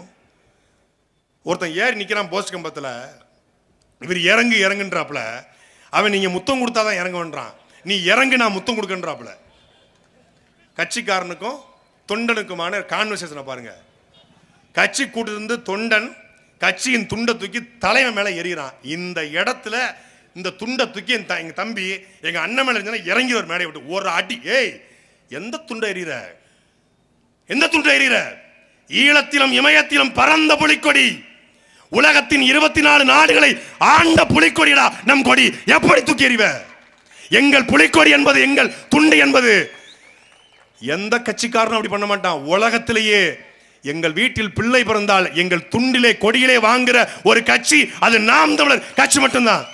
எங்கள் கொடியை, எங்கள் துண்டை உயிராக உணர்வாக நாங்கள் பார்ப்போம். என்னைக்காவது நாம் தமிழர் கட்சி நான் பார்த்திருக்கேன், பல இடங்கள்ல சாலைகளில் கொடி கட்டிருப்பாங்க, இந்த மாதிரி கொடியை கட்டிருப்பாங்க. யாரோ ஒரு நாம் தமிழர் கட்சிக்காரன் போவான் கூட்டத்தை, கரூர்காரங்க கூட்டத்தை நடத்துறாங்க, பரமத்தி வேலூர்ல இருந்தோ இல்லை ஈரோட்ல இருந்தோ யாரோ ஒருத்தவங்க வருவாங்க. ஒரு கொடி சாய்ந்து கிடந்தால் வண்டி, இருசக்கர வாகனமோ இல்லை காரோ ஓரமா நிப்பாட்டி அந்த கொடியை நட்டுட்டு தாண்டா எங்க கட்சிக்காரன் போவான். அவன் தாண்டா நாம் தமிழர் கட்சிக்காரன். இதே கரூர்ல செப்டம்பர் 27 தாவேக்கா பொதுக்கூட்டம். இந்த இடத்துல 1000 துண்டு கிடந்துச்சு. இந்த சாக்கடை குழிக்குள்ள 2000 செருப்பு கிடந்துச்சு. கட்சியின் துண்டை கூட மதிக்க தெரியாத ஒரு தற்கொலை கூட்டம் தமிழ்நாட்டு அரசியலுக்கு வந்திருக்கிறது. உன் கட்சி துண்டு தான், ஆனாலும் அதை மதிக்கணும்ல. திமுக மீது நமக்கு விமர்சனம் உண்டு, ஆனா திமுக காரன் பாருங்க, டாஸ்மாக் வாசல்ல படுத்து கிடந்தாலும் துண்டை கட்டியா பிடிச்சிருப்பான். உடன் பிறப்பே கழக உடன் பிறப்பேன்னு படிச்சிருப்பான். வேட்டியில கட்டிருப்பாரு, முரட்டு போதையா இருக்கும், ஆனாலும் அவர் வேட்டி விட மாட்டாரு. கருப்பு சோப்புடா, வீட்டில் கருப்பு சோப்பு பெயிண்ட் அடிச்சு வைப்பாங்க. நம்ம நக்கலுக்காக சொல்லலைங்க, வீட்டில் கருப்பு சோப்பு பெயிண்ட்ல பார்டர் இருக்கும். சட்டையா கருப்பு சோப்பு, பொட்டா கருப்பு சோப்பு, தாவணியா கருப்பு சோப்பு, கருப்பு சோப்பை மதிப்பான். அந்த கட்சிக்காரன் கரப்ஷன் பண்றான், கமிஷன் பண்றான், கலெக்ஷன் பண்றான், விமர்சனம் இருக்கு. ஆனாலும் அந்த கட்சி துண்டை மதிக்கிறாங்க. ஆர்எஸ்எஸ் நேர் எதிர் தத்துவம். அவன் இந்து முன்னணி என்றால் நாங்கள் வீரத்தமிழர் முன்னணி. அவனுக்கு ராமன் என்றால் எங்களுக்கு ராவணன். அவனுக்கு வீர சிவாஜி என்றால் எங்களுக்கு புலித்தேவன் என்று நிற்கிறோம். ஆனாலும் ஆர்எஸ்எஸ் அவன் துண்டை மதிப்பான், அந்த கொடியை மதிப்பான். கட்சி கொடியை மதிக்கணும், கட்சி துண்டை மதிக்கணும் என்று கத்துக் கொடுக்காத ஒரு கேடுகட்ட தலைவன் இந்த பக்காமாசு. அப்ப என்ன ஒழுக்கத்தை நீ கத்துக் கொடுத்துக்கிற உங்க கட்சிக்காரனுக்கு? அரசியல் எதுக்குங்க? அரசியல் என்பது ஒழுக்கம், அரசியல் என்பது நேர்மை, அரசியல் என்பது தூய்மை, அரசியல் என்பது சேவை. அந்த ஒழுக்கம், அந்த தூய்மை, அந்த நேர்மை இல்லை என்றால் எதற்கு அரசியல்? தேவையில்லையே. அரசியல் என்பது யாருக்காக? மக்களுக்காக. மக்களை சாக கொடுத்து விட்டு ஓடி போய் சிபிஐ என்கொயரி வச்சா கொஞ்சம் கம்ஃபர்டபுளா இருக்கும், கரூர் எஸ்பியை வந்து விசாரிச்சா கொஞ்சம் அன்கம்ஃபர்டபுளா இருக்கும்னா, கரூர் எஸ்பியோ சிபிஐயோ என்னையோ துணிஞ்சு நிக்கணும்டா. இந்தியாவினுடைய உச்சபட்ச முகமைங்க, இந்தியாவுடைய உச்சபட்ச முகமை யாரு? என்ஐஏ. ஆள் தூக்கி சட்டம், யாரை வேணாலும் எப்படி வேணாலும் கைது பண்ணலாம். இதே பிப்ரவரி மாசம் 2024 பிப்ரவரி 2ஆம் தேதி தாவேக்கா கட்சி ஆரம்பிச்ச நாள் அன்னைக்கு தான், காவேக்காங்கிற கட்சியை அறிவிக்கிற நாள்ல தான் என் வீட்டிலும் தம்பி இடும்பானம் கார்த்திக் வீட்டிலும் என்ஐஏ சோதனை. சீமான் தம்பிகள் வீட்டிலே கட்டுக்கட்டாக பணம், வெளிநாட்டிலிருந்து வந்த கோடிக்கணக்கான பணங்கள், கட்சியை பிளக்கும் சாட்டை, கட்சியை உடைக்கும் சாட்டை, என்னெல்லாமோ எழுதுனா. என்னைய வந்துருச்சு, சிக்கிட்டாங்க, ஆடியோ சிக்கிருச்சு, வீடியோ சிக்கிருச்சு. அவங்க பொட்டமான் கூட பேசிட்டாங்களா, அவரு கூட பேசி எங்களை நாங்க பேசிட்டோம் அப்படி இப்படின்னாங்க. என்னையே எங்களை விசாரித்த பிறகு என்ன தெரியுமா தெரிஞ்சது? இந்திய அரசியலில் நாங்கள் தூய்மையானவர்கள் என்பது தெரிந்தது. நாங்கள் கோடி கோடியாக பணத்தை வாங்கியிருந்தால் இதுக்குள்ள ஜெயிலுக்குள்ள இருந்திருப்போம். என்னோட பேங்க் ஸ்டேட்மெண்ட், எல்லா வீடியோ எல்லாத்தையும் கொண்டு கொடுத்தேன். வச்சுக்கோங்க, தாராளம் வச்சுக்கோங்க. கார் லோன்ல இருக்குங்க, பைக் லோன்ல இருக்குங்க, இஎம்ஐ கட்டிட்டு இருக்கோங்க. கோகுலம் செட் பண்ணல மாசம் 10,000 ரூபாய் போட்டுக்கிட்டு இருக்குங்க, சீட்டு கட்டிட்டு இருக்கோங்க. எதுக்குங்க? லேண்டு வாங்க. லேண்டுகளுக்கு இல்லையா கொஞ்சம் பூண்டு வேணா இருக்கு, வர தட்டுங்களாங்க. இதான் எங்களுக்கு அப்படிதான். வடிவேல் டவுசர் இருந்து பேண்ட்ல இருந்து பாக்கெட்டை காட்டு வரல, அது மாதிரி தான் நாங்க. ஒன்னும் சிக்காது. நாங்க என்ன முன்னாள் அமைச்சர்களா இந்நாள் அமைச்சர்களா பதுக்கி வைக்க ஒதுக்கி வைக்க? ஒண்ணும் கிடையாது. அதனால என்ஐஏ சோதனை வந்த போதும் கூட துணிந்து தெளிந்து நின்னோம். ஆனா ஒரே ஒரு வழக்கு, கரூர் காவல்துறை மதியழகன் மேலையும் இந்த நிர்மல்குமார் மேலையும் அப்புறம் இந்த பேர் என்ன பேரு புசி எம்பளத்தி 4 மேலையும் போட்டுருச்சு. போட்ட உடனே 3 பேர் மேல வழக்கு சுவிட்ச் ஆஃப் பண்ணது மொத்த கட்சிக்காரன் சுவிட்ச் ஆஃப் பண்ணிட்டான். கரூர் காவல்துறை நல்ல காவல்துறை, நான் கண்டிச்சன்ல நல்ல காவல்துறை தேடவே இல்லை. அவங்க வேலையை பார்த்துக்கிட்டு இருந்தாங்க. கரூர் காவல்துறை தேடல. ஆனா கரூர் காவல்துறை தேடவே இல்லை. அவன் என்ஹெச்ல 80 கிலோமீட்டர் வேகத்தை போயிட்டு இருக்கான். அந்த கட்சியில் கூடிய டாக்டர் பிரபு அவன் கோவால போய் ஒரு வாரம் ரெசார்ட், ஒரு வாரம் கழிச்சு செல்போனை ஆன் பண்ணி பார்த்துருக்கான். சிக்னல் வருதுடா, ஆஃப் பண்ணிரு, காவல்துறை தேடிக்கிட்டு இருக்கு. யாரா நீங்க? புசியானதெல்லாம் வந்து உசுருக்கு ஒரு ஆபத்துனா கொய்யால கடல் மேலே ஓடுனாரு, கடல் மேலே ஓடிட்டாப்ல. கடலுக்குள்ள போய் பார்த்தீர்கள், கடலுக்குள்ளே புசியானந்து போட்டுக்குள்ளே சென்று இலங்கை சென்றாரா, இந்தோனேசியா போனாரா? இல்லடா சர்வர், இப்படி ஒரு கட்சி எங்கேயாவது பார்த்திருக்கீங்களா? மக்கள் செத்து கிடக்காம ஓடிட்டாங்க. மக்களை சாகும் போது நான் காமெடிக்காக சொல்லல, 41 பேர் சாக கொடுத்துட்டு ஓடி போற ஒருத்தன் ஆட்சி அதிகாரத்துக்கு வந்தால் நாளைக்கு ஒரு பிரச்சனை என்றால் ஓடி போவானா மாட்டானா என்ற கேள்வியை மான தமிழர்கள் வாழ்கிற இந்த கரூர்ல எழுப்புறோம். ஓடி போவான்ல? ஸ்டெர்லைட்ல துள்ள துடிக்க மக்கள் சாகுறாங்க. பெரும் மதிப்பிற்குரிய முன்னாள் முதலமைச்சர் ஐயா எடப்பாடி பழனிசாமி சொல்றாரு, நான் டிவியை பார்த்தா தெரிஞ்சுக்கிட்டேங்கிறாரு. அப்போது எல்லோரும் விமர்சனம் பண்ணாங்க, எப்படிங்க ஒரு முதலமைச்சர் டிவியை பார்த்து தெரிஞ்சுக்கலாம், நீங்க போயிருக்க வேண்டாமான்னு. எடப்பாடி பழனிசாமி இருந்த இடத்துல எங்க சீமான் இருந்திருந்தா ஸ்டெர்லைட்டுக்கு மக்கள் போராடிக்க மாட்டாங்க, முதலமைச்சராக சீமான் போய் களத்தில் நின்றுப்பாரு. இதே கரூர் விவகாரம் எங்க கூட்டத்தில் நெருக்கடி ஏற்படாது. ஒருவேளை ஏதோ ஒன்று நடந்துருச்சு, மக்கள் இறந்துட்டாங்க, விழுந்துட்டாங்க கீழே, கரூரை விட்டு இந்திய ராணுவமே வந்தாலும் எங்களுடைய அண்ணன் சீமான் நகர்த்த முடியாது. முடிஞ்சா தொட்டு பாரா என் மக்களை என்ற களத்தில் நின்றிருப்பார். காவிரி பிரச்சனை தீப்பிடித்து எரிகிறது. அப்பொழுது விக்னேஷ் என்கிற ஒரு தம்பி தீ குடிச்சு இறந்துறான். விக்னேஷ் இறந்த உடனே ஒட்டுமொத்தமான ஊடகமும் சீமான் ஒரு இனவெறியன், சீமான் ஒரு பிரிவினைவாதி, சீமான் ஒரு சர்வாதிகாரி, சீமான் ஒரு பாசிஸ்ட் ராசிஸ்ட் என்று எழுதுறது. சீமானுடைய உணர்ச்சியை தூண்டி விக்னேஷ் செத்து போயிட்டான்னு எழுதுறாங்க. மீடியா பூரா நிக்குது. இப்படி நீங்க பேசித்தானே ஒரு தம்பி இறந்துட்டான்னு மீடியா கேட்கறான். அப்ப எங்க அண்ணன் சொல்றாரு, கர்நாடகால காவிரியில தண்ணி தரும்போது கர்நாடகன் ஒவ்வொரு முறை அடிக்கும் போது அது நன்முறை. நாங்கள் எதிர்த்து போராடுவது வன்முறையா? ஜெயலலிதாவுடைய கைதுக்கு இங்கே செத்து போனானே, ஜெயலலிதாவை கைது செய்த பொழுது வாகனத்தை தீப்பிடிச்சு எரிச்சானே, ஜெயலலிதா அன்னி பெசன்ட் அம்மையாரா, ஆங் சாங் சூகியா, அன்னை தெரசாவா என்று ஜெயலலிதாவை நோக்கி ஜெயலலிதா ஆட்சியில் இரும்பு பெண்மணி, போல்டு லேடி, அயன் லேடி, ஜெயலலிதாவை ஏத்து பேசினா ஜெயிலு. ஜெயலலிதாவை எதிர்த்து ஜெயலலிதா என்ன அன்னை தெரசாவா, ஆங் சாங் சூகியா, இல்லை அன்னி பெசன்ட் அம்மையாரா என்று கேட்ட ஒரே தலைவன் எங்க அண்ணன் சீமான் மட்டும்தான். அப்படி அண்ணன் சீமான் ஜெயலலிதாவை ஏத்து கேட்கும் போது இவரு, அம்மா நீங்க நல்லாட்சி கொடுத்துட்டு இருக்கீங்கம்மா, உங்க ஆட்சியில் எவ்வளவோ இஷ்யூஸ் நீங்க சால்வ் பண்றீங்க, ஆனால் இந்த தலைவா படத்துக்கு யாரோ அன்னோன் பர்சன் கம்ப்ளைண்ட் பண்ணதுனால நாங்கள் ஹோல் யூனிட்டே ஆடி போயிருக்கோம்மா, எல்லா இஷ்யூவும் சால்வ் பண்ணுற மாதிரி எங்கள் இஷ்யூவும் சால்வ் பண்ணி கொடுங்கம்மா, உங்களுக்கு நான் அணிலாம் இருந்து பாடுபடுவோம்மா. இவன் தான் இப்போ உட்காந்துட்டு என்ன சிஎம் அங்கிள் கேக்குதா அங்கிள், இப்ப அப்போ என்ன சிஎம் ஆண்டி கேக்குதா ஆண்டினா போண்டியில் மிதிச்சு தூக்கிட்டு போயிருக்கும். அது அங்க கொடநாட்டில் போய் அப்பனு மகன் நிக்கிறது அங்க. இப்ப ஜெயலலிதா ரோல் மாடல். எதுக்கு ரோல் மாடல்? கையை கட்ட வச்சு நிக்க இங்க வச்சுல, அதனால ரோல் மாடல். கருணாநிதி உயிரோடு இருக்கும்போது கலைஞருக்கு, எனக்கு தமிழ்நாட்டிலே பிடிச்ச தலைவர் கலைஞர் அவர்கள் தான், அவங்களுக்கு அவங்க உயிரோடு இருக்கும்போதே செலவைக்கணும். கலைஞருக்கு உலகத்திலே கலைஞருக்கு உயிரோடு இருக்கும்போது செலவைக்கணும்னு சொன்னது யார்? இவர். இந்த பக்கா மாசு. இப்போ திமுக ஒரு தீய சக்தி, தீய சக்தி, தீய சக்தி, காமெடி பீஸ். 38 விழுக்காடு இருக்கு, 40 விழுக்காடு இருக்கு. டேய், சீமானும் அவன் தம்பிகளும் இருக்கிற வரைக்கும் இந்த நிலத்துல ஒரு கூத்தாடி பைய இந்த நிலத்தை ஆள முடியாது, ஆள விட மாட்டோம். பெருந்தலைவர் காமராஜர் கூட்டம், தேர்தல் பிரச்சாரம், காமராஜர் பேசியிருக்கார். எந்த காமராஜர்?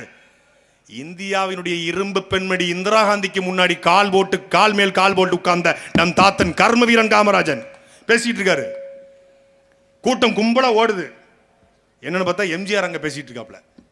போ போ போ போ, கூத்தாடி பின்னாடி போவன், கூத்தியாட்ட நாட கொடுத்துட்டு போவான் போனாரு. அப்படி நடந்துச்சு, அப்படி நடந்துச்சு. நாடு நாசம் போய் 50 வருஷம் ஆச்சு. இப்பவும் யார் வந்தாலும் என்ன சொல்றான்? காமராஜர் ஆட்சி அமைப்போம், காமராஜர் ஆட்சி அமைப்போம். நாங்க காமராஜர் ஆட்சி அமைக்க வரல, காமராஜரை விட சிறந்த ஆட்சியை கொடுக்க உங்கள் பிள்ளைகள் வந்திருக்கிறோம். காமராஜர் ஆட்சி சிறந்த ஆட்சியா, பேரன் சீமான் ஆட்சி சிறந்த ஆட்சியா என்பதான் போட்டி. இதுக்கெல்லாம் கருத்து கணிப்பு 40-42. திமுக தேர்தல் நின்றுருக்கு, 42 விழுக்காடு வாக்க வாங்கியிருக்கு, நிரூபிக்கப்பட்டுருச்சு. இந்த தேர்தலை வாங்குமான்னு தேர்தல் வந்தா தெரியும். அதிமுக நாடாளுமன்றத்தை 20 விழுக்காடு, அதுக்கு முன்னாடி 38 விழுக்காடு வாங்கியிருக்கு தெரியுது. விசிக வாங்கியிருக்கு தெரியுது. பாமக 5 விழுக்காடு வாங்கியிருக்கு தெரியுது. பிஜேபி 11 விழுக்காடு வாங்கியிருக்கு தெரியுது. கூட்டணியோட நாம் தமிழ் கட்சி 1.1, 4, 7, 8.2 என்று வாங்கி இருக்கிறது தெரிகிறது. நீ என்ன வாங்கியிருக்க? விளக்கமா தடி வாங்கியிருக்க, கரூர்ல செருப்படி வாங்கியிருக்க. செருப்படி வாங்கினாரா இல்லையா? ஆனா அதுலயும் ஒரு மான தமிழை செருப்பை குத்தி எரிஞ்சாம் பாரு. டே தம்பி, நீ எங்க இருந்தாலும் நல்லா இருக்கும்டா. உலகத்துல பரவாயில்ல, விஜயாவது எவனாவது மக்கள் வாங்கிடுக்கும், நீ என்ன பெரிய மயிலாண்டியாடா அப்படின்னு தூக்கி எரிஞ்சாம் பாரு. அதை உண்மையில பாராட்டணும். அது இந்த இடத்துல பாராட்ட நினைச்சேன். அவன் யாருன்னு தெரிஞ்சா மேடையில் கூட்டு வச்சு பாராட்டியிருப்பேன். அடுத்த முறை சொல்லிட்டு தேர்தல் பிரச்சாரத்தில் உன்னை பாராட்ட தயாரா இருக்கிறோம். தூக்கி எரிஞ்சான். அப்படி எரியணுங்க. என்ன கொள்கை, என்ன கோட்பாடுன்னு கேட்கணும். எதுவுமே இல்லாம 48, 38, ஏன் 100ஐயும் வச்சுக்கோ. ஏன் 100 விழுக்காடு வாக்கு அவருக்கு இருக்குங்க. நாங்கெல்லாம் விலகிடுறோம்ப்பா. 100 விழுக்காடு பெர்சன்டேஜ் மொத்தமாக மக்கள் ஓட்டு போட்டுருவாங்க. மொத்தமாக 6,20,00,000 ஓட்டு அவருக்கு விழுந்துருங்க. அவர் அன்ன போஸ்ட்டுங்க, அவர் வீட்டிலேருந்து வெளியே வர மாட்டார், அன்ன போஸ்ட்டாக தேர்ந்தெடுத்துறோம். மொத்தமாக நாங்கள் ஓட்டே போல தேர்தலை புறக்கணிச்சிட்டு இந்த ஊரில் பிரசிடென்ட்டை தேர்ந்தெடுப்பாங்கல்ல, அன்ன போஸ்டா, அன்ன போஸ்ட், அது மாதிரி அன்ன போஸ்ட்டாக தேர்ந்தெடுத்துருவோம். இவர் முதலமைச்சராக இருக்கட்டும். முதலமைச்சர் ஆயிட்டீங்க, நீங்கள் முதலமைச்சருங்க. யார் சார்? விஜய் சார் முதலமைச்சர் சார். பொதுப்பணித்துறை அமைச்சர் யார் சார்? புஷி ஆனந்த். விளையாட்டுத்துறை அமைச்சர் யார்? லெப்ட் பாண்டி. சுகாதாரத்துறை அமைச்சர் DK பிரபு. நிதித்துறை அமைச்சர் ஆதவ அர்ஜுனா லாட்ரி சீட்டு. நல்லா இருக்கும்டா நாடு, நல்லா இருக்கும்டா. ஒருத்தன் லாட்ரி சீட்டு, ஒருத்தன் பிளாக் சீட்டு, பிளாக் டிக்கெட்டு. லாட்ரி டிக்கெட்டும் பிளாக் டிக்கெட்டும் சேர்ந்து இந்த நாட்டை ஆடணும். இந்த நாடு என்ன அவ்வளவு சாதாரண நாடாடா? மக்கள் என்ன மானங்கட்ட மக்களா? கரூர்ல கூத்தாடிய பார்க்க சனிக்கிழமை கூடின கூட்டத்திற்கு இணையாக திங்கட்கிழமை கொள்கைக்காக கூடி நிற்கிறது பாரு. இதுதான்டா மானத்தமிழர் கூட்டம். நாங்கள் யாரும் திரை பிரபலங்கள் கிடையாது, நடிகன் கிடையாது, கவர்ச்சி கிடையாது, விக்கும் கிடையாது. ஒரிஜினல் எப்படி வேணாலும் பண்ணலாம். விக்கு கிடையாது, டோப்பா கிடையாது, ஒரிஜினல் மேட் இன் தமிழ்நாடு. எங்களுக்கு பேச்சு, எங்களை பார்க்க கூடல. சீமான் தம்பிகள் உண்மையை பேசுவார்கள், சத்தியத்தை பேசுவார்கள், மக்களுக்காக பேசுவார்கள் என்பதற்காக கூடி நிற்கிறாங்க. இந்த மண்ணில் ஒரு மாற்றம் நிகழ வேண்டும். தொடர்ச்சியா மாறி மாறி திமுக விட்டா அதிமுக, அதிமுக விட்டா திமுக என்ற நிலையை உடைத்து இந்த நிலத்தில் ஒரு புதிய ஆற்றல் நாம் மகிழ்ச்சி வளர்ந்து வந்திருக்கிறது. நாம் மகிழ்ச்சி தேஞ்சிருச்சு, காணாம போயிருச்சுங்கிறான். இந்த தேர்தல் களத்தில் தெரியும். அதற்கு முன்னாடி திருச்சியில வருகிற பிப்ரவரி மாதம் 21ஆம் தேதி நடக்க இருக்கிற மாற்றத்திற்கான மக்களின் மாநாட்டிலே நாம் மகிழ்ச்சி யார் என்பதை இந்தியாவுக்கு காட்டிருக்கிறோம். வா, நீங்க திமுக கூடிய மரியாதைக்குரிய செந்தில் பாலாஜி, அதிமுக கூடிய மரியாதைக்குரிய எம்ஆர் விஜயபாஸ்கர் எல்லாரும் வாங்க. ஒரு மாநாடு எப்படி நடத்த வேண்டும் என்பதை இந்திய நிலத்திற்கே காட்டிருக்கிறோம். அப்படி ஒழுக்கத்தில் சிறந்த மாநாட்டை, உரிமைக்கான மாநாட்டை, ஒரு நேர்த்தியான மாநாட்டை நடத்திருக்கோம். சும்மா இந்த கத்துறது, கூச்சல் போடுறது, துண்டத்துக்கு வீசுறது எதுவும் இருக்காது. 10 லட்சம் பேர் திரண்டாலும் பின் டிராப் சைலண்டோட உட்கார்ந்துருப்பான். ஏன்னா அவன் கொள்கைக்காக கூடியவன், கூத்தாடிக்காக கூடியவன் கிடையாது. அப்படி இருக்கும். திருச்சியில, திண்டுக்கல் சாலையில, ஆலம்பட்டி புதூர்ல மறக்காம கரூர் மக்கள் படையெடுத்து வரணும். பிப்ரவரி மாதம் 21ஆம் தேதி சனிக்கிழமை சரியா 3 மணிக்கு கூடுறோம். நாங்கள் யார், எதற்காக இந்த அரசியல் இதுவரை நின்றிருக்கிறோம், என்ன சாதித்திருக்கிறோம், என்ன செய்ய போகிறோம் என்பதை தெரிவுபடுத்துகிற மாநாடு. இங்கெல்லாம் கூட்டணிக்கு பேச்சுவார்த்தை நடந்துகிட்டு இருக்கு. வேட்பாளருக்கு பேரம் நடந்துகிட்டு இருக்கு. 50 கோடி இருந்தா சீட்டு. தம்பி கார்த்தி சொன்ன 30 கோடி இருந்தா சீட்டு. அப்படி இல்லை. சாதாரண ஆட்டோ ஓட்டுநரும் தேர்தல் களத்தில் நிற்க முடியும் என்பதை நாம் மகிழ்ச்சி இந்த தேர்தல் களத்தை நிரூபிக்கிறது. பணக்கார மட்டும்தான் எம்எல்ஏவாக முடியும், பணம் படைத்தவன் மட்டும்தான் அமைச்சராக முடியும். இல்லை, சாதாரண மக்களும் ஒரு கொத்தனார் மகன், சீர்காழியில கொத்தனார் மகன் 500 ரூபாய்க்கு வேலை செய்யக்கூடிய கொத்தனார் மகனை சீர்காழி சட்டமன்றத்தில் சட்டமன்ற வேட்பாளர் களத்தில் இறக்கியிருக்கிறோம். இப்படி ஒவ்வொருவரையும் பார்த்து பார்த்து தேர்ந்தெடுத்து மண்ணுக்காக, மக்களுக்காக, மொழிக்காக யார் களத்தில் நிற்பாங்க, யார் சரியா இருக்கும், சமூக பிரதித்துவம். இந்தியாவில், தமிழ்நாட்டில் இது ஒரு எந்த அரசு கட்சியும் செய்யாத புரட்சி. இதுவரைக்கும் புறக்கணிக்கப்பட்ட வண்ணார் சமூகம், புறக்கணிக்கப்பட்ட குயவர் சமூகம், புறக்கணிக்கப்பட்ட பண்டாரம் சமூகம், புறக்கணிக்கப்பட்ட ஆசாரி சமூகம், இப்படி புறக்கணிக்கப்பட்ட சமூகங்களுக்கு தேர்தலில் வாய்ப்பு கொடுத்திருக்கிறோம். இந்தியாவில் உலகத்திலேயே சட்டசபை தேர்தலிலே முதல் முறையாக ஆணுக்கு பெண் சமம், ஆணும் பெண்ணும் சமம் என்பதை தாண்டி மாற்று பாலினமாக இருக்கக்கூடிய திருநங்கை ரோஷினியை வெள்ளிவாக்கம் தொகுதியிலே களத்தில் இறக்கியிருக்கிறோம். இந்தியாவில் எவனும் செய்யல.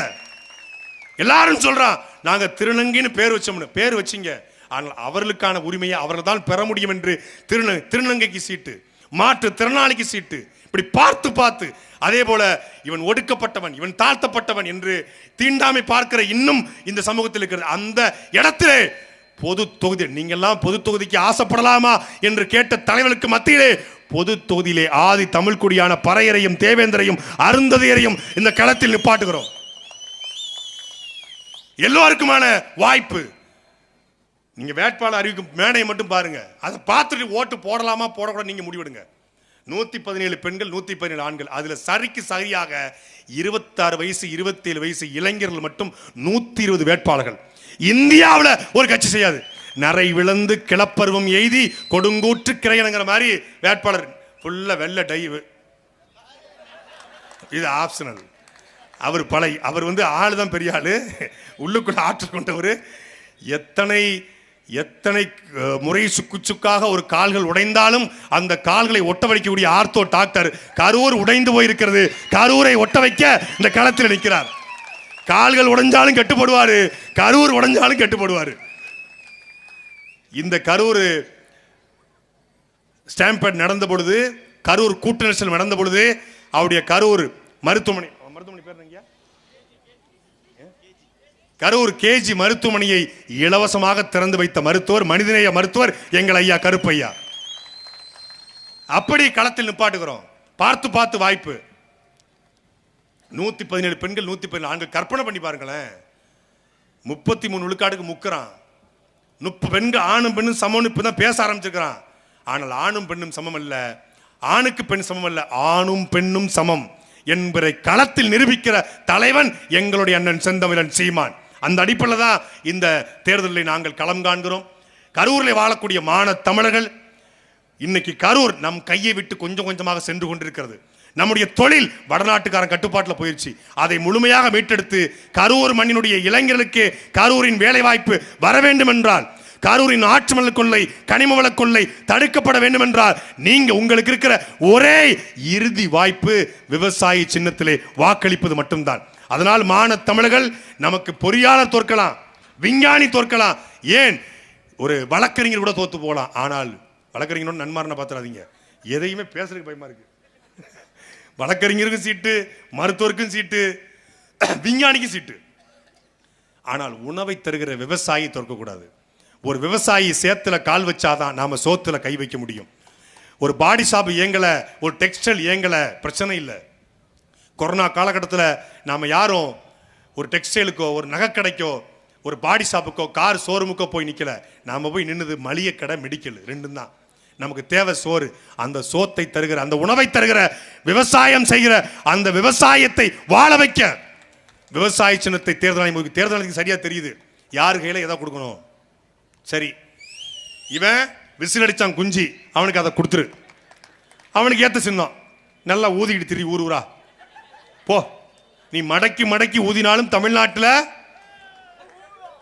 அது ஊதிட்டு போயிடும். ஆனால் விவசாயி செத்துக் கொண்டிருக்கிறான், விவசாயம் செத்துக் கொண்டிருக்கிறது. செத்துக் கொண்டிருக்கிற விவசாயத்தை உயிரை கொடுத்தாவது நாம் தமிழர் கட்சி காப்பாற்றும் என்பதனால் விவசாய சின்னத்தை நாம் தமிழர் கட்சிக்கு ஒதுக்கிறார்கள். அதுவும் சாதாரண விவசாயி இல்ல, ஏர் கலப்ப, ஏர் அவன் உழுதால் மட்டும்தான் நாம் நம்முடைய உணவின் தேவையை பூர்த்தி செய்ய முடியும் என்பதால் அந்த ஏர் கலப்பையோடு உங்கள் பிள்ளைகள் உங்களை இந்த மண்ணை உழுதது போல இந்த நிலத்தை உழ, இந்த பால் வற்றுக்கிற சீல் வற்றுக்கிற இந்த சாக்கடை அரசியலை பூக்கடை அரசியலாக மாற்ற, இந்த கேடுகட்ட ஜனநாயகத்தை, கேடுகட்ட பணநாயகத்தை ஜனநாயகமாக மாற்ற நாங்கள் வருகிறோம். ஓட்டுக்கு நாங்கள் பணம் தரமாட்டோம். நல்லா வாங்கிக்கோங்க. செந்தில் பாலாஜி அண்ணன் கொடுத்தா வாங்கிக்கோங்க, விஜயபாஸ்கர் அண்ணாச்சி கொடுத்தா வாங்கிக்கோங்க. எல்லாம் நம்ம காசு தான். வாங்கிட்டு நேராக தாந்தோன்றி மலைக்கு போங்க. முருகனை பாருங்க. முருகா, ஆத்துமணில் கொள்ளையடிச்ச காசை, கனிமவளத்தை கொள்ளையடிச்ச காசை, தமிழ்நாட்டில் பஸ்ஸு பேருந்து எல்லாத்தையும் கொள்ளையடிச்ச காசுல 2000 ரூபா கொடுத்துருக்கான். 20 ரூபாயை உனக்கு போடுறேன், 20 ரூபாய்க்கு உனக்கு போடுறேன், விவசாயிக்கு ஓட்ட போடுறேன் அப்படின்னு முடிவெடுங்க. முருகன் உங்களை மன்னிச்சிருவான். தமிழ்நாட்டில் மட்டுமல்ல, எல்லா ஊர்லையும் விடியல் பிறக்கும், கரூர்லையும் விடியல் பிறக்கும். நன்றி, வணக்கம். நாம் தமிழர்.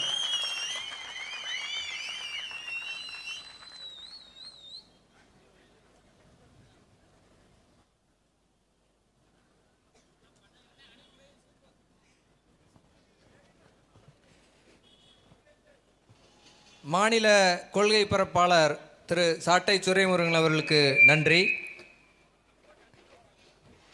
மாநில இளைஞர் பாசறை ஒருங்கிணைப்பாளர் திரு இடும்பாவனம் கார்த்தி அவர்களுக்கு நன்றி. மாநில ஒருங்கிணைப்பாளர் வீரத்தமிழர் முன்னணி திரு செந்தில்நாதன், தமிழம் செந்தில்நாதன் அவர்களுக்கு நன்றி.